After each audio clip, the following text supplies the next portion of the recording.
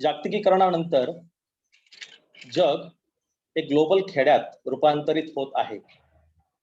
Global खेड्याची बाजारपेठही झपाट्याने विकसित होत आहे. त्यातच बहुराष्ट्रीय कंपन्या विविध ब्रँड्स सहजपणे उपलब्ध करून देत आहेत. यासोबतच सध्या ऑनलाईन शॉपिंगचा पर्यायही ग्राहकांना उपलब्ध आहे. यासोबतच विविध जाहिराती सुद्धा आपल्या सोबत झळकत असतात. बाजारातल्या या वाढत्या स्पर्धेमुळे आज ग्राहक खऱ्या अर्थाने राजा बनला आहे. पण सोबतच या ग्राहकाची फसवणूकही वाढली आहे. म्हणून ग्राहक हिताविषयी जनजागृती करणे क्रमप्राप्त आहे. आज सगळ्याच सामानात भेसळ होत आहे आणि जागो ग्राहक जागो अशी म्हणण्याची वेळ येत आहे. म्हणूनच महाराष्ट्रात बिंदू माधव जोशी यांनी 1974 साली ग्राहकांचे संघटन केले व अखिल भारतीय ग्राहक पंचायतीची स्थापना झाली. या प्रयत्नातून ग्राहक चळवळीचा विस्तार पूर्ण देशात झाला. 24 डिसेंबर 1980 रोजी ग्राहक संरक्षण कायदा मंजूर झाला आणि 24 डिसेंबर हा राष्ट्रीय ग्राहक दिवस म्हणून साजरा होतोय. या ग्राहक कायद्याबाबत जनजागृती हा हेतू पुढे ठेवून आज आपण हा कार्यक्रम राबवित आहोत. मी प्राध्यापक RR बोरसे, सहाय्यक कार्यक्रम अधिकारी, राष्ट्रीय सेवा योजना, BP arts, SMA science, KPC commerce college या कार्यक्रमाला आपल्या सगळ्यांचे स्वागत करतो. सर्वप्रथम आजचे अध्यक्ष आमच्या कॉलेजचे प्राचार्य डॉक्टर MV बिल्दीकर सर यांना मी विनंती करतो की त्यांनी आजचे अध्यक्षपद स्वीकारावे. डॉक्टर MV बिल्दीकर सर यांचे मी स्वागत करतो. यानंतर आजचे प्रमुख पाहुणे ॲडव्होकेट PB आगोणे, ज्येष्ठ विधितज्ञ, चाळीसगाव यांचेही मी स्वागत करतो. सोबतच माननीय उपप्राचार्य डॉक्टर PS बाविस्कर, माननीय उपप्राचार्य डॉक्टर AV काटे यांचेही मी स्वागत करतो.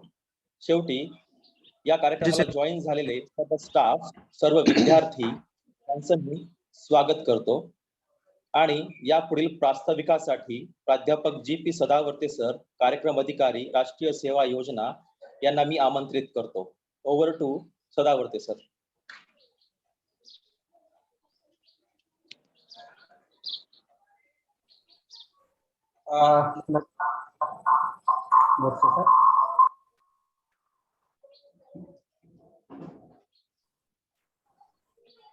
आज 24 डिसेंबर ग्राहक दिन, राष्ट्रीय ग्राहक दिन हा मोठ्या प्रमाणात साजरा केला जातोय. आजच्या या कार्यक्रमासाठी उपस्थित आजच्या कार्यक्रमाचे अध्यक्ष महाविद्यालयाचे प्राचार्य डॉक्टर MV बिल्दीकर सर, प्रमुख पाहुणे ॲडव्होकेट आगोणे सर, उपप्राचार्य काटे सर, महाविद्यालयातील सर्व प्राध्यापक, विद्यार्थी आणि विद्यार्थिनी मित्रांनो, आज राष्ट्रीय सेवा योजना विभाग, BP आर्ट्स, SMA सायन्स आणि KPC कॉमर्स कॉलेज चाळीसगाव, राष्ट्रीय सेवा योजना विभाग आणि NCC विभाग यांच्या मार्फत आज आपण राष्ट्रीय ग्राहक दिन साजरा करत आहोत. तत्पूर्वी प्रास्ताविकामध्ये मी थोडीशी राष्ट्रीय सेवा योजनेबद्दल माहिती सांगतो. राष्ट्रीय सेवा योजनेअंतर्गत आपल्या महाविद्यालयामध्ये विविध कार्यक्रम आयोजित केले जातात, ज्यामध्ये बेटी बचाव बेटी पढाव, वृक्षारोपण, विशेष शिबिर सुद्धा राष्ट्रीय सेवा योजनेअंतर्गत दत्तक गावामध्ये त्या ठिकाणी आयोजित केलं जातं. निवासी शिबिर ज्याला आपण म्हणतो, त्या ठिकाणी महाविद्यालयाचे जे काही स्वयंसेवक आहेत ते 7 दिवस त्या ठिकाणी मुक्कामी राहतात आणि त्या गावामध्ये, दत्तक गावामध्ये असणाऱ्या समस्या जाणून त्यावरती उपाय करण्याचा या ठिकाणी प्रयत्न करतात. राष्ट्रीय सेवा योजनेचे काही उद्दिष्ट आहे, त्यामध्ये काही विद्यार्थ्यांना शिकवले जातात. त्यामध्ये समाजाशी आदराने वागवणे, समाजाच्या ज्या काही समस्या आहेत त्या समस्या ओळखणे आणि त्यावरती सहभाग ज्या काही समस्या आहेत त्या सोडवण्याचा प्रयत्न करणे, त्यासोबतच तरुणांमध्ये सामाजिक आणि नागरिक जबाबदारीची भावना विकसित करणे, राष्ट्रभक्ती विकसित करणे, आलेली एखादी आपत्ती असेल त्या आपत्तीवरती पर्याय शोधणे, यासारखे वेगवेगळे उपक्रम राष्ट्रीय सेवा योजना विद्यार्थ्यांच्या माध्यमातून राबवत असते. 24 डिसेंबर 1986 साली राष्ट्रीय ग्राहक हक्काला कायद्याची मंजुरी मिळाली आणि त्यानंतर जे काही ग्राहक हक्क कायदा जो आहे त्या अंतर्गत जे काही ग्राहक आहेत ग्राहकाला वेगवेगळे हक्क प्रदान केलेला आहे. त्यामध्ये सुरक्षेचा हक्क, माहितीचा हक्क, निवड करण्याचा हक्क, आपले तक्रार जी आहे, आपले म्हणणे जे आहे ते मांडण्याचा हक्क, त्यानंतर भारतीय घटना जी आहे भारतीय ग्राहक आयोग जो आहे त्याने एक हेल्पलाईन सुद्धा चालू केलेली आहे आणि त्याचा फायदा असा आहे की दररोज साधारणतः 55 पेक्षा जास्त तक्रार ज्या आहेत त्या हेल्पलाईनद्वारे त्या ठिकाणी त्याची नोंद घेतली जाते. त्यानंतर मी प्रास्ताविकामध्ये आपला जास्त वेळ न घेता मी माझं लांबलेलं प्रास्ताविक या ठिकाणी संपवतो आणि थांबतो. धन्यवाद. धन्यवाद सदावर्ते सर. यानंतर अध्यक्षीय मनोगतासाठी आपल्या कॉलेजचे प्राचार्य माननीय डॉक्टर M.V. बिल्दीकर सर यांना मी विनंती करतो की त्यांनी आपले अध्यक्षीय मनोगत व्यक्त करावे. Over to Bildikar sir.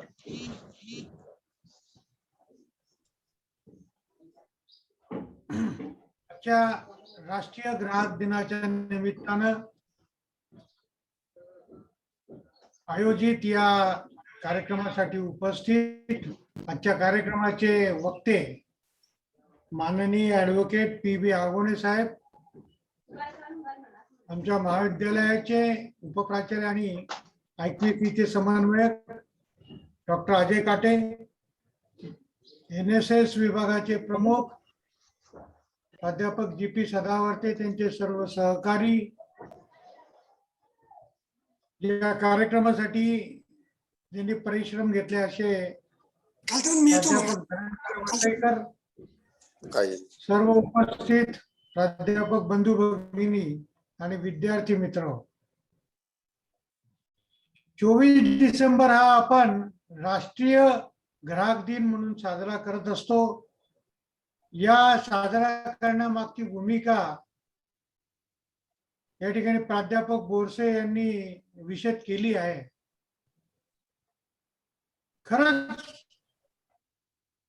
ग्राहकाला आज राजा म्हटलं जातं.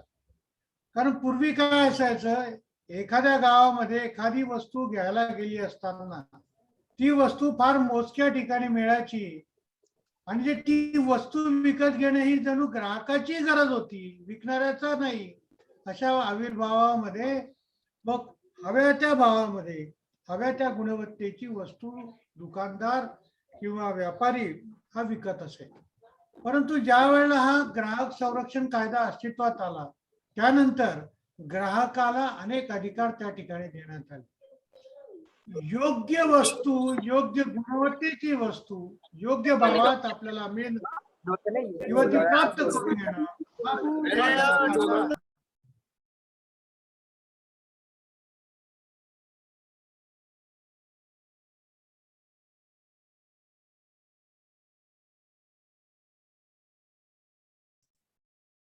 प्रत्येक ग्राहकाने जागरूक होऊन अशा पद्धतीने जर आपण व्यवहार केले तर कोणत्याही ग्राहकाची फसवणूक होऊ शकत नाही. बोरसे सर म्हणाले की आता ऑनलाईन शॉपिंग वरती फार मोठा एक जोर दिला जातो. एक नवीन बाजारपेठ त्या मार्गाने उपलब्ध झाली आहे. या गोष्टी होत राहणार आहेत. नवनवीन सुविधा येणार आहेत आणि त्याच्या नवीन मार्केट उभे राहणार आहे. या ऑनलाईनच्या माध्यमातून आपण बऱ्याच वेळा बघतो की ग्राहकाची फसवणूक केली जाते. योग्य त्या गुणवत्तेची वस्तू त्याला दिली जात नाही किंवा किंमत जास्त घेतली जाते. परंतु ग्राहक जर का ऑनलाईन शॉपिंगच्या योग्य त्या वेबसाईट्सवरून जे ऑथराईज आहे, ज्यांचं चांगलं गुडविल आहे, अशा ठिकाणून जर ती वस्तू खरेदी करत असेल तर ही फसवणूक होण्याचे फार चान्सेस कमी आहेत. आणि आपण बघतो की आजकाल ऑफलाईन पेक्षा ऑनलाईन शॉपिंगकडे लोकांचा कल वळला आहे. ते ऑनलाईन शॉपिंग बद्दल आपली फसवणूक होणं म्हणजे काही नवीन कायदे आहेत का, काही त्या बाबतीत आपल्याला मार्गदर्शनाची जी गरज आहे, त्यासाठी म्हणून आजच्या या कार्यक्रमाचं आयोजन आपण केलेलं आहे. आजच्या कार्यक्रमाचे जे प्रमुख वक्ते आहेत, ऍडव्होकेट आगवणे साहेब, यांना विनंती करेल की या कायद्यात नंतर जे काही बदल झाले किंवा आजच्या दृष्टीने काही नवीन कायदे होणं गरजेची आहे किंवा काय कसे, याबाबत आमच्या विद्यार्थ्यांना, आमच्या स्टाफला आपण मार्गदर्शन करावं. आपलं मार्गदर्शन नक्कीच आम्हाला उपयुक्त ठरेल. पुनश्च सगळ्यांना या आजच्या ग्राहक दिनाच्या शुभेच्छा देतो आणि स्वतः आपण या ठिकाणी जागरूक होऊ, अवेअर होऊ आणि समाजाला देखील आपण या दृष्टीने माहिती देऊया, असा एक संकल्प करू. पुनश्च या कार्यक्रमाला शुभेच्छा देतो आणि जय हिंद, जय महाराष्ट्र. धन्यवाद.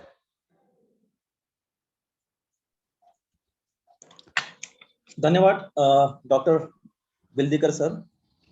यानंतर मी प्राध्यापक दीपक पाटील सर यांना विनंती करतो की त्यांनी आज आपले लाभलेले पाहुणे जे आहेत त्यांचा परिचय करून द्यावा. ओव्हर टू प्राध्यापक दीपक पाटील सर. धन्यवाद सर.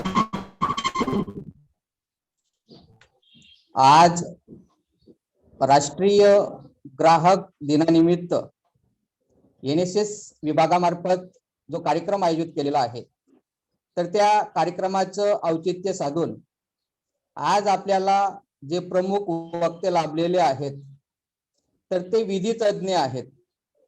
त्यांचा वेगवेगळ्या कायद्यांसंबंधी प्रचंड असा गाढा अनुभव आणि गाढा अभ्यास असल्या कारणाने निश्चितच त्यांचे मार्गदर्शन आपल्याला मोलाचे ठरणार आहे.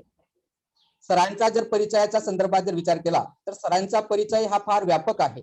त्यांचा परिचय करत असताना अतिशय संक्षिप्तपणे मांडणे हे माझ्या दृष्टिकोनातून योग्य ठरणार नाही, परंतु सरांचा अधिकचा परिचय त्यांच्या वाणीतनं होणारच आहे. एक थोडक्यात सरांचा कार्याच्या संदर्भातले आढावा मी आपल्या समोर मांडतो. सरांचं शिक्षण हे BA LLB असं झालेले आहे. ऍडव्होकेट आदरणीय प्रमोद बी आगोने सर हे एक विधी तज्ञ, कायदे तज्ञ म्हणून यांची ख्याती आहे. आपण जर त्यांच्या अनुभवाच्या संदर्भात विचार केला तर आज साधारणतः 19 वर्षाचा त्यांचा वकिलीचा अनुभव आहे. सरांचं वेगवेगळ्या क्षेत्रामध्ये वेगवेगळ्या पद्धतीचं योगदान असतं आणि वेगवेगळ्या ठिकाणी सर आहे त्या परिस्थितीमध्ये कसा मार्ग आपल्याला काढता येईल या संदर्भातलं मार्गदर्शन सरांचं आहे. एक थोडक्यात जर आपण परिचय करायचं म्हटलं तर सरांची प्रॅक्टिस जी आहे तर ती विविध क्षेत्रांमध्ये दिसून येते. त्यामध्ये सिव्हिल केसेस असतील, क्रिमिनल कोर्ट असेल, डिस्ट्रिक्ट कोर्ट असेल, तर यामध्ये सर कायदे तज्ञ आहेत. त्यासोबतच सरांचं वेगवेगळ्या प्रॉपर्टीचे संदर्भातले कायदे असतील, सिव्हिल लॉ असतील, तर या संदर्भात देखील सरांचा प्रदीर्घ अनुभव आहे. हे वेगवेगळे केसेस सर चांगल्या पद्धतीने हाताळतात. त्यानंतर सरांच्या कायदेविषयक सल्लागाराच्या संदर्भात विचार केला तर Reliance communication infrastructure private limited Pune या ठिकाणी ते लीगल कायदेशीर सल्लागार म्हणून काम करतायत सर 2015 पासून. तसेच सर या ठिकाणी 2017 पासून सचो सताराम इन्फा प्रोजेक्ट चाळीसगाव या ठिकाणी देखील कायदेशीर सल्लागार म्हणून काम करतायत. तसेच स्वामी सर्व्हिसेस नाशिक या ठिकाणी देखील सर कायदेशीर सल्लागार म्हणून काम करतायत. आणि सरांचं कोर्टातलं काम असेल किंवा त्यांचं विधीतलं काम असेल तर सरांचं एक चाणाक्ष अशा पद्धतीची कामगिरी सरांची या कायद्याच्या संदर्भात आहे. तर या ठिकाणी मी सरांचा अतिशय संक्षिप्त स्वरूपात परिचय आपणास करून दिलेला आहे. अधिकचा परिचय सरांच्या वाणीतनं आणि आज जो आपण विषय घेतलेला आहे कंझ्युमर प्रोटेक्शनच्या संदर्भात, ग्राहक संरक्षणाच्या संदर्भात जे वेगवेगळे कायदे आहेत त्यावर सर आपल्याला अधिकचा प्रकाश टाकतीलच. तर सरांचा अधिकचा परिचय सरांच्या वाणीतनं आपण करून घेणार आहोत. धन्यवाद.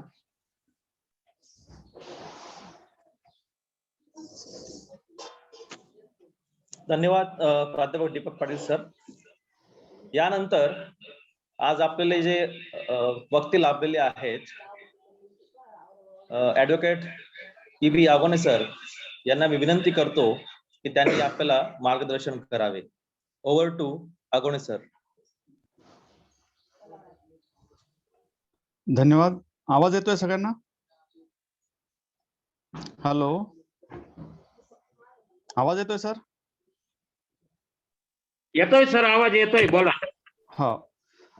आजच्या कार्यक्रमाचे अध्यक्ष माननीय बिल्दीकर सर, नंतर सदावर्ते सर, त्यानंतर NP पाटील मॅडम आणि NSS चे RR Borse sir, RS Patil sir आणि प्राध्यापक दीपक पाटील सर, आणि ज्यांनी मला या संदर्भात संपर्क केला असे वसईकर सर, आणि इथे सर्व असलेले सगळे जे मीटिंग मध्ये जॉईन असलेले सर्व विद्यार्थी मित्र आणि बंधू आणि भगिनींनो, आवाज येतोय?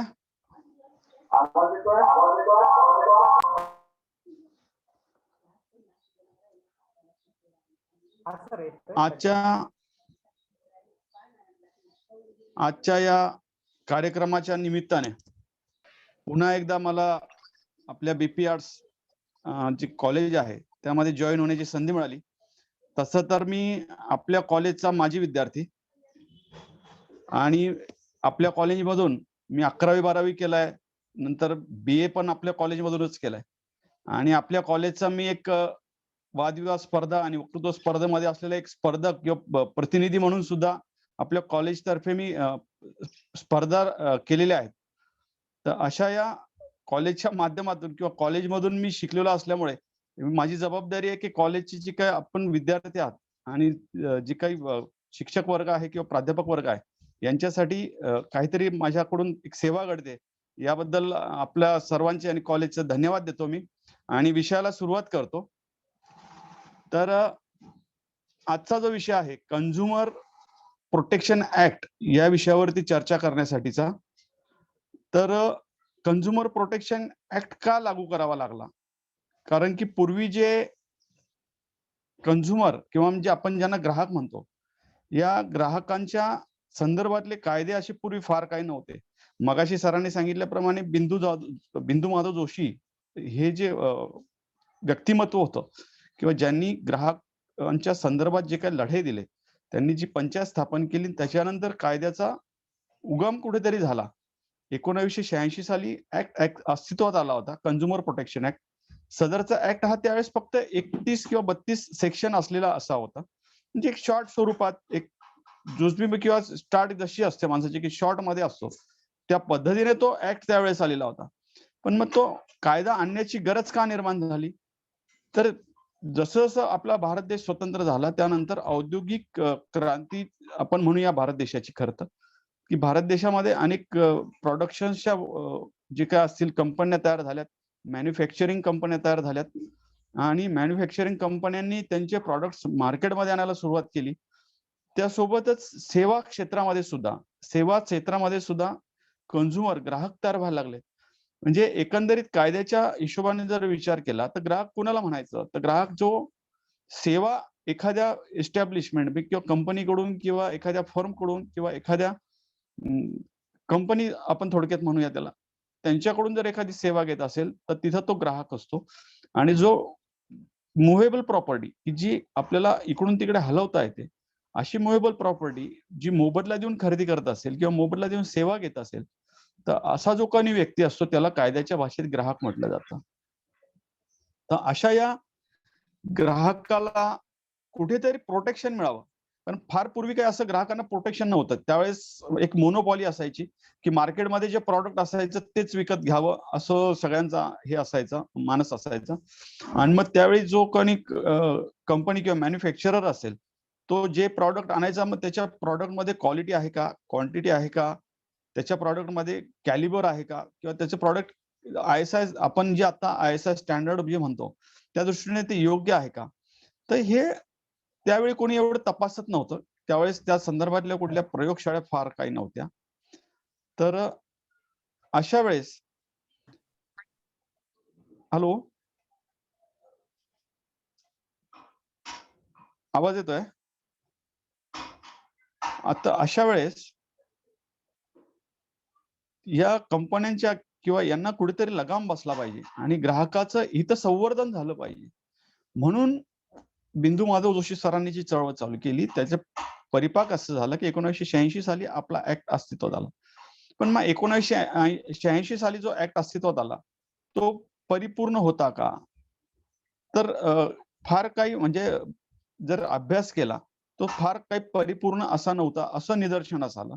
म्हणून त्याच्यात वेगवेगळ्या दुरुस्त्या होत गेल्या. मग ती 91 साली दुरुस्ती असेल, 2002 साली असेल, 2003 साली असेल, अशा सगळ्या दुरुस्त्या होत गेल्या आणि दुरुस्त्या होत होत आता 2019 ला मात्र त्या बाबतीतला एक विस्तृत कायदा किंवा विस्तृतपणे सगळं नमूद केलेल्या बारीक सारीक गोष्टींवरती उहापोह करून किंवा अभ्यास करून कन्झ्युमर प्रोटेक्शन ऍक्ट 2019 हा अस्तित्वात आला आणि त्या कायद्यानुसार जवळपास 107 सेक्शन्स म्हणजे 107 कलम या कायद्यात समाविष्ट करण्यात आली आणि त्याच्यात छोट्या छोट्या गोष्टींचा विचार करण्यात आला. मगाशी सर म्हणले की ऑनलाईनचा विषय आहे. सध्या ऑनलाईन कंपन्या येत आहेत, ऑनलाईन खरेदी विक्री होते, ऑनलाईन मार्केटिंग असतं, ई कॉमर्स असतं. तर या संदर्भात सुद्धा विचार त्यामध्ये करण्यात आला आणि मग ह्या 2019च्या कायद्यानुसार आपण आता या सगळ्या आपल्या प्रोसेस आपण त्यामध्ये करत असतो. तर साधारणतः या कायद्यामध्ये काय अपेक्षित आहे किंवा या कायद्याने आपल्याला काय दिलेलं आहे, तर याच्यामध्ये आपल्याला कन्झ्युमरची जी काही व्याख्या आहे, कन्झ्युमर मध्ये कोण बसतोय, कन्झ्युमर कोण असावा या संदर्भातली व्याख्या दिलेली आहे. कन्झ्युमर असा असतो या कायद्याच्या याच्यानुसार की ज्याने मोबदला देऊन एखादी वस्तू खरेदी केलेली असते किंवा एखादी सेवा घेतलेली असते आणि त्या संदर्भात त्याने मोबदला समोरच्या व्यक्तीला दिलेला असतो. त्या व्यक्तीला आपण साधारणतः आपल्या भाषेमध्ये कन्झ्युमर असं आपण म्हणतो. आणि मग प्रॉडक्ट कशाला म्हणायचं की जे मॅन्युफॅक्चरिंग केलेलं असेल किंवा एखाद्या सेवा क्षेत्रातल्या कंपनीने आपल्याला जर सेवा दिली असेल तर त्याला साधारण प्रॉडक्ट असं म्हटलं जातं. या संदर्भात मी आपल्याला एक उदाहरण देऊ इच्छितो की आपल्याला कन्झ्युमर प्रोटेक्शन ऍक्टला ह्या कंपन्या कशा घाबरतात. आमचा एक मित्र होता की त्याने एक स्कूटर खरेदी केली. स्कूटर खरेदी केल्यानंतर त्या स्कूटरला एक साधारणतः आपलं एक वॉरंटी पिरियड असतोय 2 किंवा 3 वर्ष. वेगवेगळ्या कंपन्या वेगवेगळ्या वॉरंटीज देतात. तर त्याच्यामध्ये इंजिन मध्ये बिघाड झाला. तो त्या डीलरकडे गेला आणि डीलरला सांगितलं की या वॉरंटी पिरियड आहे, याच्यामध्ये इंजिन मध्ये बिघाड झालाय, माझं काम करून द्या. तर त्या संदर्भात त्या डीलरने सांगितलं की नाही, ती आता गाडी आम्ही फक्त दुरुस्त थोडीशी करून देऊ, आम्ही बघू आणि याच्यातला पार्ट खराब झालाय, त्या पार्टचे पैसे तुम्हाला द्यावे लागतील. आता तो पार्ट इंजिनचा येत होता 3,500 ते 4,000ला. तर मग गाडी खरेदी करून जर वॉरंटी पिरियड असेल आणि जर तो 3,500 ते 4,000चा पार्ट आपल्याला जर नवीन टाकायला सांगत असेल तर अशा वेळेस काय केलं पाहिजे. तर आमच्या मित्राला ज्यावेळेस तो मित्र ती प्रॉब्लेम घेऊन माझ्याकडे आला त्यावेळेस मी त्याला सांगितलं एक काम कर म्हटलं की आता तू डायरेक्ट कस्टमर केअर आहे ना कंपनीचा, तर त्यांच्या कस्टमर केअरला अगोदर ईमेल टाक. मग त्यांच्या कस्टमर केअर कंपनीला ज्यावेळेस ईमेल टाकला आणि दिल्लीतील ती त्यांचं हेड ऑफिस होतं आणि दिल्लीच्या ऑफिसने ज्यावेळेस त्या डीलरला सांगितलं की ही सेवा तुला द्यावीच लागेल, तर तो डीलरचा जो माणूस आहे तो अक्षरशः त्या माझ्या जो मित्र होता त्याच्या घरी चक्रा मारून सांगितलं की साहेब तुमची गाडी घेऊन या, तुमचं काम मी फुकट करून देतो, तुमचं काम मी काहीच चार्जेस लावत नाही. ही जी हा जो परिपाक आहे किंवा हा जो धाक आहे हा या कायद्याचा आहे. तर या कायद्याच्या अनुषंगाने आपल्याला काय करता येईल. बरेच जणांच्या मनात असा प्रश्न असेल की आपण कायदा आता आहे अस्तित्वात, पण एखाद्या गोष्टीचा आपल्याला जर त्रास होत असेल किंवा एखादी गोष्ट आपल्याला आपण खरेदी केल्यानंतर त्याच्यामध्ये जर काही डिफेक्ट असेल किंवा काही डिफिशियन्सी असेल किंवा त्या प्रॉडक्टमध्ये स्टँडर्ड नसेल, त्या प्रॉडक्टचं काही कॅलिबर नसेल, तर अशा वेळेस ते संदर्भात कुठे तक्रार केली पाहिजे. तर आपल्यासाठी त्या ठिकाणी डिस्ट्रिक्ट कन्झ्युमर फोरम स्थापन केलेला आहे आणि आपल्या जळगाव जिल्ह्यात आपलं जे डिस्ट्रिक्ट कन्झ्युमर फोरम जे आहे ते जळगाव येथे आहे. जळगावला आकाशवाणी केंद्राच्या बाजूला बिल्डिंग्स आहेत, त्या बिल्डिंग मध्ये ते डिस्ट्रिक्ट कन्झ्युमर फोरमचे जे काय कार्य आहे ते चालते. आणि मग डिस्ट्रिक्ट कन्झ्युमर फोरम कोण तयार करतं, तर याचे अधिकार सेंट्रल गव्हर्नमेंटने, ऍक्च्युअली हा ऍक्ट जो आहे हा सेंट्रल गव्हर्नमेंटचा आहे. सेंट्रल गव्हर्नमेंटने याला संसदेत बिल पास करून तयार केलं आहे. तर सेंट्रल गव्हर्नमेंटने ते अधिकार स्टेट जे काय आहे आपलं महाराष्ट्र शासन यांना सांगितलेलं आहे की तुम्ही तुमच्या स्तरावरती डिस्ट्रिक्ट कन्झ्युमर फोरम स्थापन करायचे. मग या डिस्ट्रिक्ट कन्झ्युमर फोरम मध्ये पूर्वी साधारणतः 5 लाखापर्यंतची जी व्हॅल्यू असायची, एखाद्या प्रॉडक्टची व्हॅल्यू 5 लाखापर्यंत आहे, तर तिथे ते केलं. कंटिन्युअस फोन केला तर आले. पप्पा त्या म्हणे, ठिकाणी काय आले दीदीला विचार बरं. त्या ठिकाणी त्या कन्झ्युमर फोरम मध्ये 5 लाखापर्यंत जी काही प्रॉडक्टची व्हॅल्यू असेल त्या व्हॅल्यूला आपण आता पर्यंतची जे काही प्रॉडक्ट असेल त्या संदर्भात तक्रार केली जायची. पण पण आता जो नवीन ऍक्ट आलेला आहे 2019 त्याच्यामध्ये साधारणतः 1 कोटीपर्यंतची मर्यादा दिलेली आहे की तुमचं प्रॉडक्ट हे 1 कोटीपर्यंतच असेल काय असेल तर त्याच्यासाठी तुम्ही डिस्ट्रिक्ट कन्झ्युमर फोरम कडे ऍप्लिकेशन करायचंय. मग डिस्ट्रिक्ट कन्झ्युमर फोरम जे काय स्थापन केलेलं आहे त्या डिस्ट्रिक्ट कन्झ्युमर फोरम म्हणजे काय असतं तर डिस्ट्रिक्ट कन्झ्युमर फोरम मध्ये एक अध्यक्ष असतो आणि 2 सदस्य असतात असं 3 जणांचं पॅनल त्या ठिकाणी असतं. साधारणतः जे काही डिस्ट्रिक्ट कन्झ्युमर फोरम आहे त्याच्यामध्ये अध्यक्ष म्हणून जे काही निवृत्त जजेस असतील निवृत्त न्यायालयीन जजेस असतील किंवा त्या कॅलिबरची काही रँकची जी काही व्यक्ती असेल त्यांना त्या ठिकाणी ते अध्यक्षपद दिलं जातं आणि त्यांच्यासोबत एक ज्यांचा कायद्यातला अभ्यास आहे किंवा ज्यांचं कायद्यामध्ये काहीतरी योगदान आहे अशा व्यक्तींना किंवा ज्यांचं ग्राहक मंचामध्ये किंवा ग्राहकांच्या संदर्भात जे काही योगदान असेल अशा 2 व्यक्ती त्या पॅनलवरती त्या दिल्या जातात. मग त्यांच्यासमोर काय काय होतं तर ज्यावेळेस आपण ऍप्लिकेशन तयार करतो किंवा जे काही ऍप्लिकेशन असतं त्या संदर्भातलं ऍप्लिकेशन सोबत आपण त्यांच्याकडे दाखल करत असताना ऍप्लिकेशन सोबत आपल्याला आपल्या प्रॉडक्टची माहिती द्यावी लागते की जे काही प्रॉडक्ट आपण खरेदी केलेलं असेल त्या संदर्भातले पुरावे द्यावे लागतात. ते पुरावे म्हणजे काय तर त्या संदर्भातलं बिल. जनरली आपण काय करतो एखादं प्रॉडक्ट घेत असतो प्रॉडक्ट घेत असताना आपण बिल घेत नाही आणि घेतलं तर आता विथ जीएसटी घ्यावं का न घ्यावं तो जो काही व्यापारी असतो किंवा जो काही डीलर असतो तो आपल्याला सांगतो की नाही साहेब तुम्ही जीएसटी लावून घेतलं तर तुम्हाला महागात पडेल तुम्ही विदाऊट जीएसटी घेतलं तर तुम्हाला असं स्वस्त पडेल. म्हणजे तो त्याचा इन्कम टॅक्स वाचवण्याच्या तयारीमध्ये किंवा इन्कम टॅक्स वाचवण्याच्या याच्यामध्ये तो आपल्याला कच्चं बिल सांगतो पक्कं बिल देत नाही. त्याच्यामध्ये पण अनेक प्रकार आहेत. कच्चं बिल म्हणजे तो साध्या कागदावर देतो किंवा छापील कागदावर साधं फक्त सही करत नाही. तर असे अनेक प्रॉब्लेम्स त्या ठिकाणी असतात. तर मग हे सगळं जे काय पुरावे तुमच्याकडे असतात हे सगळे तुम्हाला त्या प्रॉडक्टच्या माहिती बरोबर त्या अर्जासोबत जोडावे लागतात आणि इतर जे काही अजून पुरावे असतील तर ते सुद्धा जोडावे लागतात आणि मग ते प्रॉडक्ट तुमचं संदर्भात तुम्ही म्हणाल की ते प्रॉडक्ट पण द्यावं लागतं का हो जर ते प्रॉडक्ट मध्ये भेसळ असेल किंवा त्या प्रॉडक्ट मध्ये काही मॉडिफिकेशन केलेलं असेल की जे काही तुम्हाला स्टँडर्ड मध्ये दाखवलेलं आहे त्या पद्धतीने जर ते प्रॉडक्ट नसेल तर तुम्हाला ते प्रॉडक्ट सुद्धा तुम्ही त्या कोर्टासमोर जमा करू शकता. तर हे जे काय कोर्ट आहे हे क्वासी ज्युडिशियल कोर्ट याला म्हटलं जातं. क्वासी ज्युडिशियल म्हणजे काय तर ज्याच्यामध्ये आता ज्युडिशियल कोर्ट जे असतात ते आपण नेहमी बघतो की सिव्हिल कोर्ट क्रिमिनल कोर्ट जे आपण बसतो ते ही ज्युडिशियल आहे की जे न्यायपालिकेमार्फत निर्माण केले जातात. तर क्वासी ज्युडिशियल मध्ये ही जे काही ट्रिब्युनल्स असतात किंवा हे जे काही कोर्ट तयार केले जातात यांना न्यायिक अधिकार फक्त दिले जातात. यांना सिव्हिल प्रोसिजर कोड असेल किंवा क्रिमिनल प्रोसिजर कोड असेल यांच्या मार्फत जी काही प्रोसेस चालते आपल्या भारतामध्ये त्यातले काही अधिकार या क्वासी ज्युडिशियल कोर्टाला दिले जातात. आणि म्हणजे अर्ध न्यायिक तुम्ही थोडक्यात म्हणू शकतात की हे अर्ध न्यायिक कोर्ट असतात अर्ध न्यायालय असतं. तर यांना ते अधिकार असतात.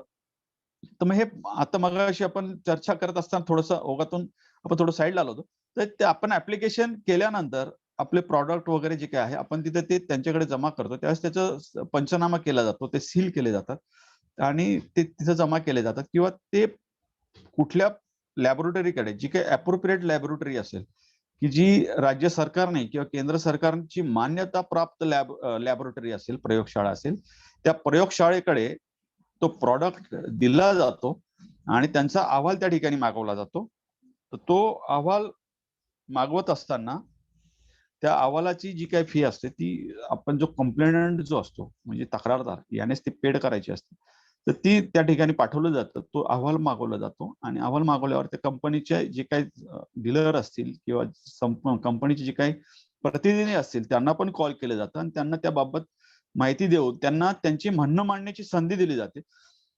कारण की एकतर्फी फक्त आपलं ऐकून त्या ठिकाणी निकाल होत नाही लगेच. ते दोघांना पुरेपूर संधी दिली जाते त्यांचे म्हणणं मांडण्याची आणि ते म्हणणं मांडत असताना कंपनी पण त्यांचे पुरावे किंवा काय सगळं सादर करण्याचा त्यांना अधिकार असतो आणि त्या पद्धतीने दोघांची म्हणणं ऐकल्यानंतर कोर्ट त्याच्यावरती निकाल देतात. मग निकाल देत असताना त्याच्यामध्ये पिनल ऍक्शन पण असतात. पिनल ऍक्शन म्हणजे काय शिक्षेची तरतूद आहे याच्यामध्ये नुकसान भरपाईची पण तरतूद आहे की त्या प्रॉडक्टच्या याच्या नुकसानीबद्दल ग्राहकांना नुकसान भरपाई दिली जाते.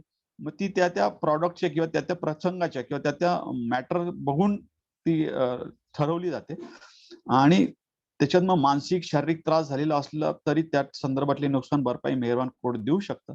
आणि समोरच्याने जर भेसळ केलेली असेल किंवा काय केलं असेल तर त्यांच्या विरुद्ध कायदेशीर कारवाई पण होते. तर तुमच्या मनात असा प्रश्न असेल की हा कंझ्युमर कोर्ट ऍक्टच फक्त आहे का? तसं तर नाही. तर या संदर्भात कंझ्युमरच्या प्रोटेक्शनसाठी अजून इतर अनेक कायदे आहेत, जसं फूड ऑफ अडल्ट्रेशन ऍक्ट म्हणजे अन्न भेसळ प्रतिबंधक कायदा. अन्न भेसळ प्रतिबंधक कायद्यामध्ये सुद्धा तरतुदी दिलेल्या आहेत की एखाद्या व्यक्तीने अन्न भेसळ केलेली असेल किंवा जे प्रॉडक्ट आपण फूड प्रॉडक्ट खरेदी करतो ते प्रॉडक्ट जर त्या मानकानुसार नसतील, जे काही स्टँडर्ड ठरवलेले असतील त्याच्यानुसार जर नसतील तर त्या ठिकाणी त्या व्यक्तींविरुद्ध कारवाई केली जाते. फूड अडल्ट्रेशन ऍक्ट प्रमाणे बऱ्याच वेळा आपण पेपरमध्ये पण वाचतो की भेसळ केल्या प्रकारे बऱ्याच जणांना शिक्षा होतात किंवा गुन्हे दाखल होतात. ती त्या पद्धतीने त्या ठिकाणी केली जाते. पण फूड अडल्ट्रेशन ऍक्ट मध्ये काय फक्त पिनल ऍक्शन होते. त्या ठिकाणी ग्राहकांना मात्र फार काही नुकसान भरपाई मिळेल असं काही तरतूद त्या कायद्यामध्ये नव्हती. किंवा इतर जे काही ट्रेडच्या संदर्भातले ऍक्ट असतील त्याच्यामध्ये सुद्धा जे काही कंझ्युमर असतील त्या कंझ्युमरांना सुद्धा नुकसान भरपाई मिळावी अशी पूर्वी काही तरतूद नव्हती. म्हणून कंझ्युमर प्रोटेक्शन ऍक्ट या ठिकाणी अस्तित्वात आलेला आहे. मग आपण प्रॉडक्ट कुठलाही खरेदी करत असतो, मग ते आपण लाख 2 लाख रुपयाची काय नाही 10 लाखाची 15 लाखाची गाडी का खरेदी करत असताना त्या ठिकाणी सुद्धा हा कायदा लागू होतो. तर अशा या कायद्यात हे करत असताना बऱ्याच वेळा आता आपण बघतो की वॉरंटी आणि गॅरंटी हा एक विषय या ठिकाणी बऱ्याच वेळेत असतो. बऱ्याच जणांच्या मनात प्रश्न असेल की वॉरंटी आणि गॅरंटी मध्ये काय फरक असतो. तर मी थोडक्यात फक्त आपल्याला सांगू इच्छितो की वॉरंटी मध्ये काय असतं की ते प्रॉडक्ट तुम्हाला बदलून मिळत नाही. वॉरंटीमध्ये त्या प्रॉडक्टची काही पार्ट्स असतील किंवा प्रॉडक्ट मध्ये जर काही असेल तर ती दुरुस्त करून दिलं जातं. आणि ही वॉरंटी जी असते ही साधारणतः मशिनरीज किंवा जे काही आपण इलेक्ट्रॉनिक साधनं वापरतो की ज्याच्यात दुरुस्ती करता येणं शक्य आहे अशा प्रॉडक्टलाच वॉरंटी हा विषय असतो. आणि गॅरंटीमध्ये काय असतं तर गॅरंटीमध्ये जर ते प्रॉडक्ट खराब असेल काय असेल तर ते डायरेक्ट टोटली पूर्णपणे बदलून दिलं जातं. मग ते गॅरंटी बऱ्याच वेळा ही फूड अडल्ट्रेशन मध्ये किंवा फूड याच्यामध्ये तिथं काय आपण करत नाही अन्न पदार्थ एखादा त्याच्यामुळे त्या ठिकाणी तो नवीनच समोरच्याला प्रोव्हाइड केला पाहिजे किंवा एखादी सेवा असेल ती सेवा देण्याची जी काही पद्धत असेल किंवा त्याच्यामध्ये जर काही मॉडिफिकेशन केलेलं असेल एखाद्या कंपनीने किंवा काय तर त्या ठिकाणी ती सेवा देत असताना कंपनीने ती सेवेमध्ये बदल करून ग्राहकांना कसं उपयोगी होईल अशी सेवा दिली पाहिजे. तर त्या ठिकाणी वॉरंटी हा पण विषय येतो. पण जनरली वॉरंटी ही फक्त एक थोडक्यात लक्षात ठेवायचं की वॉरंटीमध्ये आपल्याला फक्त प्रॉडक्ट बदलून नाही मिळत तर त्या ठिकाणी प्रॉडक्ट मध्ये आपल्याला दुरुस्त करून म्हणजे एखादी गाडी खराब झाली त्याचं मशीन खराब झालंय त्यातले ते पूर्ण गाडीच्या गाडी काय ते आपल्याला बदलून देत नाही. ते आपल्याला त्या ठिकाणी वॉरंटी असते 5 वर्ष 10 वर्ष तर त्या ठिकाणी तो पार्ट फक्त बदलून दिला जातो. मग त्या पार्टची आपण मजुरी द्यायची का. बऱ्याच वेळा या कंपन्या काय करतात एक चापलूसपणा आपण थोडक्यात आपल्या भाषेमध्ये म्हणतो एक आपल्या भाषेत म्हणजे एक चालूपणा असा जो करतात की ते करत असताना आपल्याला असतं. तर मग ह्या कंझ्युमर प्रोटेक्शन जो नवीन कायदा आलाय याच्यामध्ये ऍडव्हर्टाईज हा सुद्धा विषय त्याच्याविषयी चर्चा करण्यात आली किंवा त्याविषयी हे घेण्यात आलेली माहिती घेण्यात आलेली आणि त्या संदर्भात कायदा करण्यात आलेला. पूर्वीचा जो कंझ्युमर प्रोटेक्शन ऍक्ट होता त्याच्यामध्ये ऍडव्हर्टाइजमेंट बद्दल काहीच एक विषय नव्हता. जनरली आपण बघतो की टीव्ही वरती किंवा आता मोबाईल वरती आपण बघा आपल्या मोबाईल वरती सुद्धा अनेक ऍड येतात अनेक प्रकारचे ऍड येतात. त्या ऍड मध्ये ते प्रॉडक्ट म्हणजे आता टेलिमार्केटिंग असो बऱ्याच वेळा आपण टेलिमार्केटिंग बघतो. टेलिमार्केटिंग मध्ये त्या प्रॉडक्ट विषयी इतकी माहिती दिली जाते की ते प्रॉडक्ट किती चांगलं आहे किती चांगलं आहे इतकं चांगलं आहे आणि ते मार्केटिंग केलं नंतर माणसाला पूर्ण भ्रमित केलं जातं आणि माणसाला आपल्याला असं वाटतं की हो अरे ते प्रॉडक्ट खूप छान आहे किंवा ते जे सांगतात ती माहिती खरी आहे. म्हणजे आपल्याला इतकं हॅमरिंग केलं जातं आपल्या मेंदूवरती किंवा आपल्या ब्रेनवरती की त्यांचं प्रॉडक्ट खरं आहे बाकीचे सगळे प्रॉडक्ट खोटे आहेत असं ते दर्शवण्यात येतं. मग ते प्रॉडक्ट घेतले आपण त्या भावनेच्या भरामध्ये ते प्रॉडक्ट घेऊन टाकतो आणि घेतल्यानंतर मात्र आपल्याला पश्चाताप होतो की अरे यांनी दाखवलं काय करताना आपण जी ऍडव्हर्टाईज पाहताना त्याच्यात दाखवलं काय किंवा यांनी जी छापील ऍडव्हर्टाईज असतील, यांचे पॅम्पलेट असतील किंवा काय असेल, त्याच्यामध्ये दर्शवलं काय आणि प्रत्यक्षात मात्र वेगळंच आहे. मग आपण बऱ्याच वेळा काय म्हणतो, अरे नाही ते चायना प्रॉडक्ट आहे, चायना प्रॉडक्ट आहे. की चायना प्रॉडक्ट म्हणजे साधारणतः त्याची क्वालिटी काय नसते बा, यूज अँड थ्रो असा तो विषय असतो. तर हे जे प्रॉडक्ट आहेत तर ही ऍडव्हर्टाइजमेंट वरती सुद्धा, म्हणजे एखादा जर अशी बोगस ऍडव्हर्टाइजमेंट करून जर एखादं प्रॉडक्ट विकत असेल तर त्याच्या संदर्भात सुद्धा पिनल ऍक्शन घेण्याची तरतूद ह्या नवीन कंझ्युमर प्रोटेक्शन ऍक्ट मध्ये किंवा त्याने त्या संदर्भातली नुकसान भरपाई देण्याची तरतूद सुद्धा या नवीन ऍक्ट मध्ये करण्यात आलेली आहे. मग ते सेक्शन 32 पासून तर सेक्शन 40 वगैरे जे काय असतील त्या संदर्भात ते डिस्ट्रिक्ट फोरम संदर्भात दिलेले आहेत. तर तुम्ही म्हणाल की डिस्ट्रिक्ट फोरम मध्ये आपल्या निकाल आपल्या बाजूने नाही लागला तर त्याला काय करता येईल. तर डिस्ट्रिक्ट फोरम मध्ये जर आपल्या बाजूने निकाल नाही लागला तर आपण त्या संदर्भात स्टेट कंझ्युमर फोरमकडे आपण आपलं अपील करू शकतो. आणि स्टेट कंझ्युमर फोरमकडे अपील करत असताना त्या अपिलामध्ये या सगळ्या गोष्टींचा परत एकदा उहापोह होतो. कायद्याच्या लिगलच्या म्हणजे आमची लिगल लँग्वेज काय आपण म्हणतो त्या भाषेमध्ये सगळ्या तरतुदी वाचून सगळ्या त्यातलं खरंच ते प्रॉडक्ट किंवा अपील जे आपण दाखल केलेले ते निकाल त्याचा खालच्या कोर्टाने म्हणजे डिस्ट्रिक्ट कोर्टाने योग्य असा दिलेला आहे का नाही याची सगळी चौकशी त्या ठिकाणी केली जाते. आणि 1 कोटीच्या वरची जर मॅटर असतील, मोठं प्रॉडक्ट किंवा मोठी काही सेवा वगैरे असेल तर ती त्या स्टेट कंझ्युमर फोरमकडे डायरेक्ट ऍप्लिकेशन त्या संदर्भात पण केलं जाऊ शकतं. तर या अपिलाचा निकाल जर परत district court state consumer forum मध्ये जर नाही झाला तर त्याच्या विरोधात पुन्हा अपील करण्याची संधी त्या संबंधित पक्षकारांना असते. मग ते दोघं बाजूचे आहेत, मग ते कंपनीच्या बाजूचे असतील किंवा ग्राहकाच्या बाजूचे असतील, तर दोघांना असते. मग त्यांनी स्टेट कंझ्युमर फोरमच्या निकालाच्या विरोधात नॅशनल कंझ्युमर फोरमकडे अपील करू शकतात. आणि नॅशनल कंझ्युमर फोरमकडे अपील मध्ये पण तीच प्रोसेस असते की खालच्या कोर्टात जे काही साक्षी पुरावे वगैरे झालेले आहेत त्याच्यावरती चर्चा उहापोह होऊन आर्ग्युमेंट्स होऊन त्याच्यावरती निकाल दिला जातो. आणि नॅशनल कंझ्युमर फोरमने जर सुद्धा आपल्याला जर वाटलं की आपल्याला नाही न्याय दिला तर आपण डायरेक्ट सुप्रीम कोर्टामध्ये सुद्धा या संदर्भात तक्रार करू शकतो किंवा सुप्रीम कोर्टामध्ये सुद्धा आपण त्या संदर्भात रिट पिटिशन सादर करू शकतो. तर असा या नवीन 2019च्या कायद्यामधल्या या तरतुदी आहेत. तर याच्यातल्या बऱ्याचशा तरतुदी ज्या काय आहेत करत असताना कंझ्युमरच्या बाजूने जास्तीत जास्त तरतुदी केलेल्या आहेत की कंझ्युमरला किंवा ग्राहकाला कसं जास्तीत जास्त आपल्याला योग्य अशी सेवा घेता येईल आणि ग्राहकाला योग्य असं प्रॉडक्ट मार्केटमधून खरेदी करता येईल. मग ग्राहक कोणाला अजून म्हणता येईल, सॉरी ग्राहकामध्ये डीलर सुद्धा येतो का? तर डीलर हा कंपनीकडून एखादा प्रॉडक्ट घेत असेल तर डीलर सुद्धा ग्राहकामध्ये येतो का? तर नाही. डीलर हा ते प्रॉडक्ट स्वतःसाठी वापरत नाही, त्याचं कमर्शियल यूज करत म्हणजे तो विक्रीसाठी आणत असतो. त्याच्यामुळे त्या ठिकाणी त्याला कंझ्युमर प्रोटेक्शन ची त्याला काही एक जी काही सवलती असतील किंवा कंझ्युमर प्रोटेक्शन ऍक्ट प्रमाणे त्याला प्रोटेक्शन डीलरला घेता येणार नाही. हा, पण त्याला मात्र त्याच्या जे काही ट्रेड ऍक्ट वगैरे आहेत किंवा त्याच्याप्रमाणे आर्बिट्रेशन ऍक्ट मध्ये जाऊन तो त्या कंपनी विरोधात तक्रार वगैरे तो त्यांचा वैयक्तिक किंवा त्यांचा जो कॉन्ट्रॅक्टचा भाग होतो त्या ठिकाणी त्यांना करता येत नाही. मग डीलर आपण कंझ्युमर कोणाला म्हणता येईल की जो एखादा स्वतःच्या जीवन जगण्यासाठी प्रॉडक्ट खरेदी करतो, ही जे स्वतःसाठी वापरतो अशी व्यक्ती फक्त कंझ्युमरच्या व्याख्येमध्ये बसते.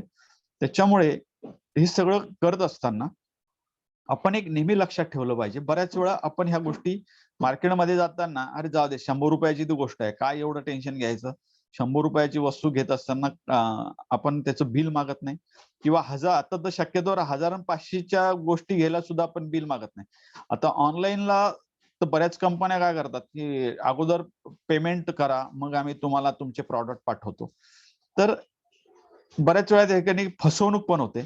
आणि ही फसवणूक होत असताना बऱ्याच वेळा आपण पेपरमध्ये वाचतो की एखाद्याने प्रॉडक्ट खरेदी केलेला असतो, मोबाईल खरेदी करत असतो आणि मोबाईल ज्यावेळेस बॉक्स घरी येतो त्या बॉक्समध्ये मोबाईलच्या ऐवजी मात्र दुसऱ्याच काहीतरी वस्तू निघते, साबण असेल किंवा काय असेल. अशा अनेक घटना यापूर्वी घडलेल्या आहेत. तर हे फसवणुकीच्या जी काही गोष्टी आहेत ह्या आता ऑनलाईनच्या क्षेत्रात जास्त व्हायला लागलेत. म्हणजे आता थोडंसं आपण ऑनलाईन क्षेत्राकडे चर्चा करूया त्या विषयावरती.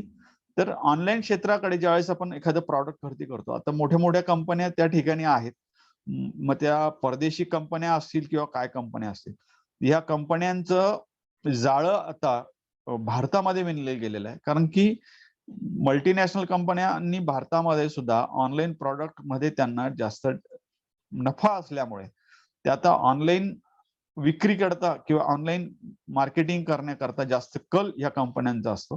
कारण त्याचं कारण असं आहे, कंपनी डायरेक्ट जो आपला ग्राहक असतो ग्राहकाच्या कडे प्रॉडक्ट पाठवत असते. त्याच्यामुळे कंपनीला तिथे एक फायदा असतो की कंपनीला मध्ये डीलरला किंवा त्यांचे जे काही रिटेलर्स विक्री करणारे असतात सेल्समन किंवा त्यांना पेमेंट करावं लागत नाही. त्याच्यामुळे कंपनी आपल्याला कमी भावामध्ये किंवा कमी किमतीमध्ये एखादं चांगलं प्रॉडक्ट देते. पण ते प्रॉडक्ट घेत असताना आपण बऱ्याच वेळा आपल्याला ऑनलाईन आपल्याला मोबाईलवरती किंवा आपल्या स्क्रीनवरती त्याच्या प्रॉडक्टची माहिती दिली जाते. त्या प्रॉडक्टचा एक छानसा फोटो काढून की तो पूर्णपणे व्यवस्थित बनवून वगैरे सगळं प्रॉडक्ट आपल्या पुढे सादर केलं जातं. आणि हे प्रॉडक्ट सादर केल्यानंतर त्याची आपण माहिती जनरली फक्त बघतो, पटापट क्लिक करतो आणि प्रॉडक्ट खरेदी करून टाकतो. तर माझा वकील म्हणून असा एक सल्ला राहील की तुम्ही ज्यावेळेस ऑनलाईन एखादं प्रॉडक्ट खरेदी करतात तर त्याची ऑनलाईन किंमत बघत असताना त्याची बाजारामध्ये मार्केटमध्ये काय किंमत आहे हे सुद्धा बघणं गरजेचं आहे. म्हणजे मला एखाद्या कंपनीचा जर मोबाईल मला खरेदी करायचा आहे 20, 25, 50 हजारापर्यंत, तर तो ऑनलाईन मध्ये मला एक 2-5 हजार रुपये कमी दिसतात. पण मी घेतल्यानंतर त्याच्या सर्व्हिसचं काय, आणि तेच प्रॉडक्ट मला समजा मार्केटमध्ये एखाद्या डीलर मार्फत मला 2 ते 4 हजार रुपये वाढवून मिळतात. महाग घ्यावं लागतं ते प्रॉडक्ट. पण मग ते घेत असताना ते जे काही आपण ऑनलाईन प्रॉडक्ट घेतो ते ऑनलाईन प्रॉडक्ट घेतल्यानंतर आपल्याकडे डिलिव्हरी आल्यानंतर एखादं प्रॉडक्ट खराब झालं किंवा काय झालं तर त्याची वॉरंटी पिरियडचं काय किंवा त्याच्या सर्व्हिसचं काय, तर त्याची समजा खराब झालं तर सर्व्हिस कोण देईल. तर अशा वेळेस आपण त्याची सर्व्हिस देण्याबद्दलचे जे काही टर्म्स अँड कंडिशन आहे त्या वाचून घेतल्या पाहिजेत. बऱ्याच कंपन्या ह्या त्यांच्या सर्व्हिसच्या टर्म्स अँड कंडिशन ऑनलाईन मध्ये देत असतात, पण ते वाचण्याचे कष्ट आपण मात्र कुठे घेत नाही. आपण बघत नाही की त्याचे टर्म्स अँड कंडिशन काय. मग ज्यावेळेस ते प्रॉडक्ट खराब होतं त्यावेळेस आपण गोंधळतो की अरे आता आपण काय करायचं, 50 हजाराचं तर प्रॉडक्ट घेतलं पण आपल्याला याच्यात तर काहीच नाही. पण बऱ्याच कंपन्या ह्या टर्म्स अँड कंडिशन मध्ये सांगतात की तुम्ही ऑनलाईन प्रॉडक्ट जर खरेदी केलं तर त्याची सर्व्हिसची जबाबदारी आमची नाही. पण तेच जर आपण डीलर कडून खरेदी केलं तर डीलरकडे आपण स्थानिक ठिकाणी जाऊ शकतो आणि त्याच्या थ्रू कंपनीकडे ते सदरचं प्रॉडक्ट पाठवून त्याची वॉरंटी पिरियड असेल किंवा काय असेल त्याची दुरुस्ती करून घेऊ शकतो. तर ह्या छोट्या छोट्या गोष्टी आपण बघत नाही. तर हे बघण्याचं, हे जागृत करण्याचं काम खरं तर या आजच्या दिवशी व्हायला पाहिजे. आज जो राष्ट्रीय ग्राहक दिन आहे या ग्राहक दिनाच्या निमित्ताने आपण ह्या गोष्टी छोट्या छोट्या गोष्टी आहेत ह्या सगळ्या लक्षात ठेवल्या पाहिजेत की आपल्याला ग्राहक म्हणून किंवा जात असताना मार्केटमध्ये किंवा ऑनलाईन टेली शॉपिंग करत असताना की त्या प्रॉडक्टची आपण काय माहिती घेतली पाहिजे. तर हे जर आपण थोडीशी जागरूकता ठेवली तर आपले फसवणुकीचं प्रमाण खूप कमी होईल. आणि अशा वेळेस जे आता ऑनलाईनचा बोलबाला असल्यामुळे बऱ्याच वेळा फसवणुकीचे अनेक प्रकार घडतात, अनेक फोन कॉल, फेक कॉल येतात. तर त्याच्या संदर्भात कुठे तक्रार करायची, तर हा एक महत्वाचा मुद्दा या ठिकाणी आहे की ऑनलाईन शॉपिंग घेतल्यानंतर तुम्ही सायबर क्राईमच्या अंतर्गत सुद्धा त्या ठिकाणी सायबर लॉ जे आहेत आपले ते सायबर लॉच्या अंतर्गत सुद्धा आपण पोलीस स्टेशनला तक्रार देऊ शकतो. आणि आपल्या इथे सायबर लॉची आपण तक्रार दिल्यानंतर त्याची चौकशी जळगावच्या SP ऑफिसमध्ये त्या संदर्भात सायबर लॉच्या संदर्भात तज्ज्ञ व्यक्ती बसलेले असतात आणि त्यांची एक शाखा आहे सायबर लॉ, सायबर क्राईमच्या संदर्भातली एक हेडक्वार्टर, डिस्ट्रिक्ट हेडक्वार्टर मध्ये असते. तर त्यांच्याकडे सुद्धा तक्रार करून आपण त्या संदर्भात ऑनलाईन फसवणूक झालेली आहे किंवा आपण बऱ्याच वेळा पेपरमध्ये वाचतो की संबंधित व्यक्तीला किंवा कोणाला ऑनलाईन गंडा घातला, 50 हजाराला फसवलं, 1 लाख रुपयाला फसवलं. तर त्यावेळेस जे वेगवेगळे आमिष दाखवले जातात तर त्याची आपण चेक केलं पाहिजे. तर त्याची तक्रार आपण सायबर लॉच्या अंतर्गत त्या ठिकाणी देऊ शकतो. बऱ्याच वेळा असं होतं की ह्या टेली शॉपिंगच्या माध्यमातून आपल्याला वेगवेगळे कॉल्स असे येतात की तुम्ही आमच्याकडे 50 हजार रुपये भरा, तुम्हाला 60 हजार रुपये देऊ, तुम्ही 1 लाख रुपये द्या, तुम्हाला 1.5 लाख रुपये आम्ही 1 महिन्यात परत करू आणि तुम्हाला इतकं व्याज देऊ. तर ह्या ज्या काही सेवा क्षेत्रात सेवा देणाऱ्या ज्या काही कंपन्या आहेत किंवा बँकिंग क्षेत्रातल्या ज्या कंपन्या आहेत त्या आपल्याला सांगतात की आम्ही तुम्हाला पर्सनल लोन देऊ आणि तुम्ही आमचे ग्राहक व्हा, तुम्ही असं देऊ. ते हे सगळं करत असताना आपण ह्या सगळ्या गोष्टी बघितल्या पाहिजेत. आता आजकाल तर त्या वेगवेगळ्या टीव्हीवरती जे रियालिटी शो असतात त्या रियालिटी शोच्या नावाने सुद्धा फोन येतात आणि सांगतात की तुमचं असं असं बक्षीस लागलेलं आहे, तुम्ही असं असं केलेलं आहे, तुम्ही तुमचा फोन नंबर किंवा तुमचा फोन हा ग्राहक म्हणून जिंकलेला आहे किंवा विन झालेला आहे, तुमचा लकी ड्रॉ लागलेला आहे. तर या ठिकाणी सुद्धा आपण उहापोहर किंवा काही एक चर्चा न करता आपल्याला असं वाटतं की अरे आपल्याला 5 लाखाचं बक्षीस लागलेलं आहे, आपण 5 लाखाचं बक्षीस घेण्यासाठी ते आपल्याला तिकडून सांगतात की नाही नाही तुम्ही एक काम करा, आता प्रोसेस फी म्हणून 10,000 रुपये भरा, नाही तर 15,000 रुपये तुम्ही भरा. तर हे करत असताना आपण त्या ठिकाणी बघत नाही. आता काल परवाचीच बातमी पेपरला होती, 40 एका स्त्रीला ऑनलाईन गंडा घातल्याचा प्रकार घडला, की तो याच अशा माध्यमातून की ते आपल्याला वेगवेगळ्या ऑफर्स या शॉपिंगच्या किंवा टेलिकम्युनिकेशनच्या माध्यमातून देत असतात. तर त्यावेळेस आपण मोबाईल नंबर असतील ते ऑनलाईन मिळवतात, मोबाईल आपले फेसबुकवरून मिळवतात. बऱ्याच जणांना माहित नसेल की तुम्हाला असं वाटतं की आपला नंबर गेला कसा त्यांच्याकडे, ते कंपन्यांचं काहीतरी नाव सांगतात. बराच वेळा आपण फेसबुकवरती किंवा याच्यावरती जे काय इंस्टाग्राम वगैरे असेल आपल्या प्रोफाईलमध्ये आपले मोबाईल नंबर ऍड करत असतो आणि ज्यावेळेस आपलं प्रोफाईल लॉक नसेल तर अशा वेळेस त्या ठिकाणाहून ते नंबर आपले कलेक्ट केले जातात, आपली पूर्ण त्या प्रोफाईल मधून माहिती घेतली जाते. आता कालचाच एक किस्सा सांगतो. आमचे मित्र होते, त्यांचा पेट्रोल पंप आहे, त्यांना एक कॉल आला की माझी गाडी तुमच्या पेट्रोल पंपाकडे येत आहे, मी आता बाहेर आहे जरा. हिंदीतून बोलणारा तो व्यक्ती होता आणि मला 30,000चं डिझेल टाकून हवंय, मी तुमच्याकडे माझी गाडी पाठवतो, तर तुम्ही तुमचा पर्सनल मोबाईल नंबर देतात का की मी ज्याच्यावर तुमचं पेमेंट करू शकेल. आता तो व्यक्ती बोलला की माझं बिझनेस अकाउंट आहे, बिझनेस अकाउंट माझं ओपन आहे, तुम्ही गुगलवर जाऊन आणि त्या समोरच्या व्यक्तीने गुगलवर जाऊन सर्च केलेलं होतं, तिथे पेट्रोल पंपाची माहिती घेतलेली होती. बऱ्याच वेळा हे बिझनेस करत असताना गुगलवरती ह्या कंपन्या माहिती टाकत असतात संबंधित पेट्रोल पंपांच्या वगैरे, की जवळ कुठला पेट्रोल पंप पडेल, काय पडेल, मग त्याच्यावर मोबाईल नंबर वगैरे सगळा दिलेला असतो. तो मोबाईल नंबर बिझनेस नंबर असतो. त्या बिझनेस नंबरवरून तो सांगतो की तुमचा पर्सनल नंबर द्या, मग त्याच्यावर मी तुमचे पैसे टाकतो 30,000 रुपये आणि तुमच्या याच्यावरून द्या. तर हे करत असताना हॅलो, येतोय आवाज? हा सर, आवाज येतोय. हा, तर हे करत असताना म्हणजे कालचाच किस्सा मी तुम्हाला सांगतो हा विषय, की त्यांचा पर्सनल नंबर त्या व्यक्तीने मागितला, समोरच्या व्यक्तीने, पण हे हुशार असल्याने यांनी तो पर्सनल नंबर त्याला दिला नाही आणि सांगितलं की नाही तुम्हाला जर माझ्याकडून डिझेल पाहिजे असेल माझ्या पंपावरून तर तुमची गाडी अगोदर त्या ठिकाणी पाठवा आणि मग मी तुम्हाला नंबर देईल माझा की त्या नंबरवर पेमेंट करा म्हणून. तर त्या व्यक्तीने सांगितलं हा ठीक आहे मी 10 मिनिटांनी करतो. 10 मिनिटांनी परत फोन आला की नाही साहेब ते माझी गाडी अजून थोडी लांब आहे, पण तुम्ही तुमचा पर्सनल नंबर द्या तोपर्यंत मी पेमेंट करतो. पण आमच्या हे जे काही मित्र होते यांनी त्याला नंबर दिलाच नाही आणि सांगितलं की असं बोगस काम करायचं नाही, नाहीतर मी तुझी तक्रार करेन. तर त्याचा फोन 2 मिनिटात कट झाला. तर ह्या ज्या काही गोष्टी आहे ना, ह्या वेळीच सावध झालं पाहिजे आणि पाहिजे की आपल्याला फोन कोणाकडून आलाय, का आलाय, त्याची चौकशी आपण केली पाहिजे. बऱ्याच वेळा कॉलिंग सेंटर मधून असे फेक फोन येतात, फेक कॉलिंग सेंटर तयार केले जातात. तुमच्या माहितीसाठी सांगतो की मागे पेपरला पण होतं, छत्तीसगड ते युपीच्या दरम्यान एक गाव आहे. तर त्या गावामध्ये जवळपास सगळ्या गावाचं काम एकच, लोकांना ऑनलाईन गंडा घालणे आणि त्या गावामध्ये लोकांनी ऑनलाईनच्या माध्यमातून फसवणूक करून लोकांकडून पैसे जमा केलेले आहेत. तर हे आपण लक्षात घेतलं पाहिजे ऑनलाईन सुद्धा बघताना की आपल्याला जो काही कॉल आलेला आहे तो कॉल योग्य आहे का. बऱ्याच वेळा तर त्या संदर्भातले ऍप पण वेगवेगळे आपल्याकडे आहेत की तो जो काही फोन कॉल येतोय तो ट्रॅप करण्यासाठी आहे का, बोगस आहे का, कसा आहे, ते सुद्धा आपल्याला विविध माध्यमांच्या माध्यमातून कळू शकतं. तर आपण ह्या ठिकाणी ऑनलाईनच्या या जगामध्ये आता दिवसेंदिवस जग ऑनलाईन होत चाललेलं आहे आणि याच्या पुढे सगळं आता मोबाईल वरतीच व्यवहार होतील.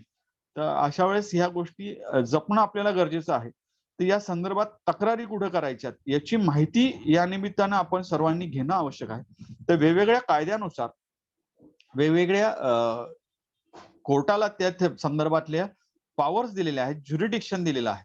जर फूड अडल्ट्रेशन ऍक्ट मध्ये म्हणाल तर तुम्ही स्थानिक पोलिसांकडे पण तक्रार करू शकतात किंवा जे काही फूड ड्रग्स अँड लायसन्स जे काही अधिकारी असतात त्यांच्याकडे पण तक्रार करून तुम्ही त्या संदर्भातली समोरच्या व्यक्तीला हे करू शकतात. किंवा वेगवेगळे प्रॉडक्ट आता तयार करत असताना ह्या कंपन्यांना बंधनकारक करण्यात आलेलं आहे की त्यांनी त्यांची कस्टमर केअर करायची, त्या प्रॉडक्टची पूर्ण माहिती, त्या प्रॉडक्टचं पूर्ण जे काय आहे नॉलेज त्याच्यावरती दिलं पाहिजे. आता आपण जर बघितलं तर नवीन आता एखादी मेडिकलवरून तुम्ही साधी जर गोळी जरी घेतली, त्याचं रॅपर जर बघितलं तर त्याच्यावर QR कोड असतो. तर तो QR कोड तुम्ही चेक जरी केला की ही गोळी कुठून आलेली आहे, कुठल्या प्रोडक्शन झालेल्या, कुठल्या कंपनीकडून आलेली आहे, कुठल्या मेडिकल बनवणाऱ्या कंपनीने मेडिको कंपनीने तयार केलेली आहे. तर त्या QR कोड त्यांना सुद्धा आता नवीन रॅपरवरती बंधनकारक करण्यात आलेले आहे. तर तुम्ही तुमच्या मोबाईलच्या माध्यमातून त्याच्यावर जर स्कॅनर लावला तर त्या प्रॉडक्टची पूर्ण माहिती तुमच्या मोबाईलवरती येते की ते प्रॉडक्ट कशासाठी वापरलं जातं. सर्दीसाठी वापरलं पाहिजे, कशासाठी वापरलं पाहिजे याची सुद्धा माहिती त्या छोट्याशा रॅपरवरती आहे. पण मग आपण ती तसदी घेत नाही, ते रॅपर बघत नाही. आपण फक्त डॉक्टर साहेब आपल्याला गोळी देतात, आपण ती घेतो, मेडिकलवर जातो, गोळी घेतो आणि ते रॅपर फेकून देतो. पण ते रॅपर आपण बघितलं पाहिजे की ती जी काय गोळी आपण घेतोय ती छोटी जरी असली किंवा काय जरी असली, डॉक्टरांनी प्रिफर केली म्हणून आपण घेतो हा भाग बरोबर आहे. पण त्याच्यातलं कंटेंट्स किती आहेत? एखाद्या गोळी घेतली आपण त्याच्यात पॅरासिटामॉल किती आहे, हायड्रोक्लोराईड किती आहे, हे किती त्याच्यातले निम्युसोलाइड्स किती आहेत, ह्या म्हणजे काय कंटेंट असतील ते किती किती आहेत आणि ते आपल्या शरीराला योग्य आहे का हे सुद्धा आपण तपासू शकतो. आणि ती कुठल्या कंपनीकडून आलेलं आहे हे सुद्धा आपण तपासू शकतो की ती गोळी चुकीच्या म्हणजे जे काही फेक अशा अनेक मेडिको कंपन्या आहेत की ते फक्त नावाला बनवायचे म्हणून काहीतरी औषधं बनवतात आणि नावाखाली खपवतात. तर हे सुद्धा बघण्याचं काम आपण केलं पाहिजे. बऱ्याच वेळेस आता एक तिसरं मी तुम्हाला अजून एक त्याच्यातला विषय सांगतो की बऱ्याच वेळा आता एक नवीन फंडा आपल्याकडे एक आलेला आहे की ह्या ज्या काही नवीन फायनान्स कंपन्या आहेत, या फायनान्स कंपन्या लोकांकडून ठेवी जमा करत असतात. या ठेवी जमा करत असताना ते सांगतात की आम्ही तुम्हाला असं पॅकेज देतोय, तुम्ही आमच्याकडे 1 लाख रुपये भरा, आमचे सदस्य व्हा, आमचे कन्झ्युमर व्हा आणि मग आम्ही तुम्हाला याच्या सुविधा प्रोव्हाइड करू. तुम्ही आउट ऑफ गेले किंवा कुठे गेले तर तुम्हाला ट्रॅव्हलच्या सुविधा असतील किंवा त्या संदर्भातली हॉस्पिटॅलिटी असेल आम्ही ती प्रोव्हाइड करू. असं त्या कंपन्या आपल्याकडून 1-1 लाख रुपये, 2-2 लाख रुपये स्वीकारतात, आपल्याला क्लबचं मेंबर व्हायला भाग पाडतात. तर ह्या कंपन्यांचं सुद्धा आपण यांना या ठेवी घेण्याचे अधिकार आहेत का याची जर चौकशी करायची असेल तर ऑनलाईन आपण सेबीकडे सुद्धा चौकशी करू शकतो. SEBI he security exchange board of India आहे की ज्यांच्याकडे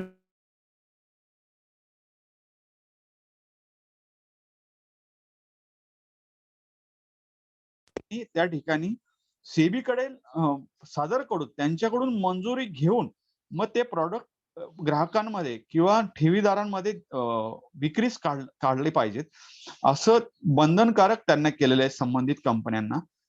तर आपण त्या हॉटेल मॅनेजमेंटच्या किंवा त्या ज्या काही कंपन्या असतात त्यांची ही चौकशी आपण करत नाही.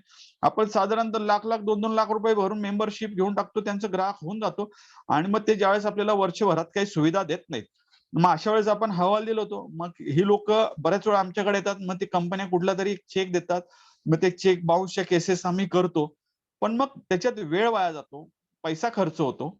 तर अशा वेळेस अशा कंपनी आपण ज्यावेळेस एखादं त्यांची सेवा क्षेत्रातलं प्रॉडक्ट असेल ते जर आपण खरेदी करत असू तर आपण ते ते करत असताना ते मान्यता प्राप्त आहे का याची सुद्धा चौकशी आपण त्या कंपनीच्या माध्यमातून किंवा त्या कंपनीचा आता ऑनलाईन तर सगळ्यांना झालंय. ऑनलाईनमुळे तर सगळ्या गुगलवरती जरी गेलं किंवा कुठल्या एखाद्या सर्च इंजिनवर गेलं तरी आपल्याला त्या संदर्भातली कंपनीची माहिती किंवा काय संबंधित मंत्रालयाला सुद्धा आपण जर चौकशी केली, केंद्र सरकारचं मंत्रालय असेल किंवा स्टेट गव्हर्नमेंटचं मंत्रालय असेल, त्यांचे सुद्धा ऑनलाईन रिड्रेसल फोरम आहेत.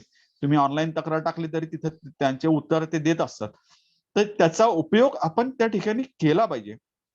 म्हणजे ह्या ज्या काही सेवा क्षेत्रातल्या कंपन्या आहेत, ज्या हॉटेल मॅनेजमेंटच्या संदर्भातल्या किंवा आपल्याला पॅकेजेस पुरवतात 3 दिवस राहणं, 4 दिवस राहण्याची आउट ऑफ ज्यावेळेस आपण आपलं शहर सोडून जातो, तर याची सुद्धा चौकशी आपण केली पाहिजे की हे सगळं प्रॉडक्ट आपण घेत असताना किंवा हे करत असताना आपण भरत असताना की ह्या खरंच अप्रूव्ड केलेल्या आहेत का, हे संबंधित स्टँडर्ड जे काय मानक म्हणून जी काय प्राधिकरणं असतात वेगवेगळ्या सरकारने सेंट्रल गव्हर्नमेंटने स्थापन केलेली असू देत किंवा स्टेट गव्हर्नमेंट स्थापन केलेली असू देत, यांच्याकडे चौकशी करून आपण ते केलं पाहिजे. पण जनरली आपण त्या गोष्टी करत नाही आणि मग आपली फसवणूक होते. मग अशा वेळेस आपण चिडचिड करतो आणि मग काही एक पर्याय नसतो म्हणून मग आपण कोर्टाकडे येतो आणि मग कोर्टाकडे आल्यानंतर मात्र मग त्या ठिकाणी सगळ्या प्रोसेस मधून आपल्याला जावं लागतं आणि मग न्याय घ्यावा लागतो. तर या ठिकाणी मी या निमित्ताने सर्वांना एकच विनंती करेल की कुठलंही प्रॉडक्ट या घेत असताना त्या प्रॉडक्टची पूर्णपणे चौकशी करत जा आणि प्रॉडक्ट घेतल्यानंतर त्याची सर्व्हिस कोण आपल्याला देईल हा महत्वाचा मुद्दा या ठिकाणी आहे, की समजा वॉरंटीमध्ये बिघडलं किंवा गॅरंटी पिरियड मध्ये बिघडलं तर याची सर्व्हिस आपल्याला कोण देईल, मग ती इलेक्ट्रॉनिक वस्तू असू देत किंवा कुठली वस्तू देत, याची चौकशी आपण केली पाहिजे. त्याचं सर्व्हिस सेंटर कुठे कुठे आहेत महाराष्ट्रामध्ये किंवा आपल्या शहरामध्ये किंवा आपल्या जिल्ह्यामध्ये कुठे कुठे सर्व्हिस सेंटर त्या प्रॉडक्टचे आहेत ते पण आपण त्या ठिकाणी चौकशी केली पाहिजे. आणि या राष्ट्रीय ग्राहक निमित्ताने दिवसाच्या निमित्तानं आज सर्वांनी मला जी काही बोलण्याची संधी दिली किंवा माझं सर्वांनी जी काही माझ्याजवळ जेवढी माहिती होती मी तेवढ्या देण्याचा प्रयत्न केला, तर ती ऐकून घेतली या सर्व याच्या निमित्ताने. तर आपल्या सर्वांचे या ठिकाणी मी आभार मानतो आणि माझे 2 शब्द संपवतो. धन्यवाद सर. हॅलो हॅलो सर, येतोय आवाज? बोरसे सर, हॅलो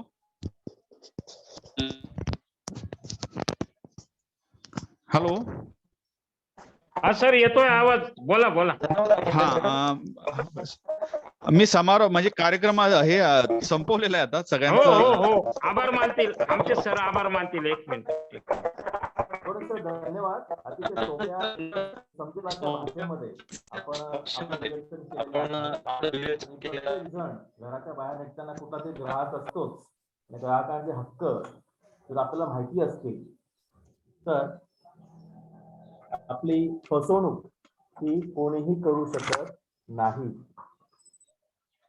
या अनुषंगाने आता मी आमचे कार्यक्रम अधिकारी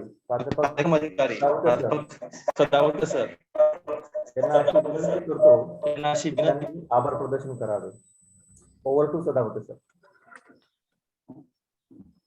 धन्यवाद बोरसे सर. आज राष्ट्रीय ग्राहक दिनानिमित्त आपल्यासाठी आपल्याला खास वेळ दिला असे ॲडव्होकेट प्रमोद बी अगोने सर यांनी आपल्या वेळामधून वेळ काढून आमचे जे काही विद्यार्थी मित्र आहेत त्यांना मार्गदर्शन केलं. सुरुवातीला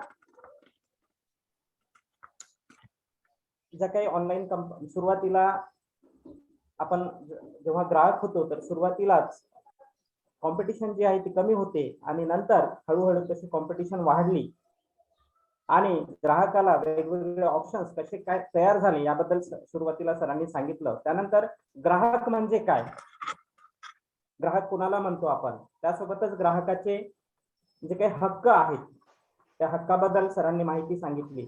त्यानंतर आपल्या ज्या काही वेगवेगळ्या तक्रारी आहेत, खाद्यपदार्थाची तक्रार असेल, ऑनलाईन तक्रार असेल, मेडिकलच्या संदर्भामध्ये तक्रार असेल, त्या सर्व तक्रारी कुठे करायच्या या संदर्भामध्ये सुद्धा सरांनी योग्य ते मार्गदर्शन केलंय.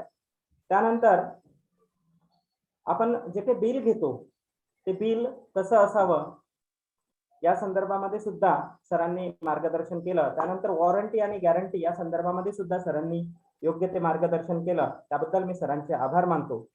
त्यानंतर आपल्या महाविद्यालयाचे प्राचार्य डॉक्टर एम वेल्लीकर सर यांनी सुद्धा आपल्या वेळात वेळ काढून आजच्या कार्यक्रमाचं अध्यक्षस्थान भूषवलं व सर्वांना मार्गदर्शन केलं, त्याबद्दल सुद्धा मी आभार मानतो.